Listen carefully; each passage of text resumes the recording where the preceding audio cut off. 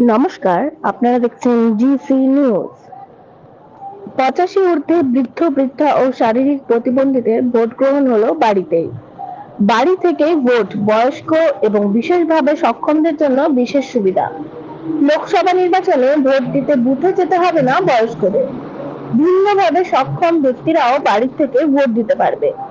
নির্বাচন কমিশনের কর্মীরা বাড়ি বাড়ি গিয়ে ভোট গ্রহণ করবে তাদের। 85 বছরের বেশি বয়স যাদের, শারীরিকভাবে যারা অক্ষম, তাদের জন্য এই বিশেষ ব্যবস্থা। 19 এপ্রিল থেকে মোট 7 দফায় নির্বাচন চলছে দেশে। প্রথম দফা থেকেই এই সুবিধা চালু করেছে নির্বাচন কমিশন।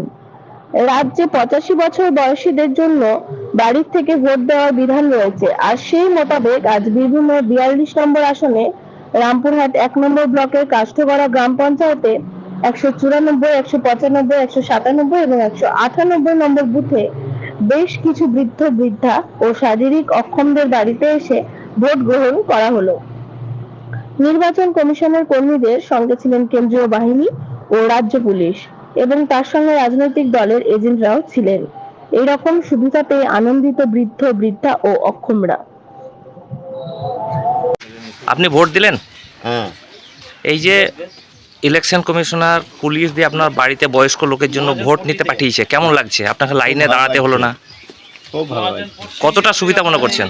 খুব ভালো সুবিধা। এই বিদ্যাভবনের রাস্তায় এটা মহাজন। এই প্রচণ্ড রোদ গরমে আপনাদের জন্য প্রশাসনিকভাবে বা ইলেকশন কমিশনার লোক পাঠিয়ে যেভাবে বাড়ি বাড়ি ভোট নিচ্ছে, কেমন লাগছে? ভালো লাগছে। কি নাম আপনার? রবীন্দ্র। এই ধরনেরই আরও আপডেট পেতে সঙ্গে থাকুন জিসি নিউজের।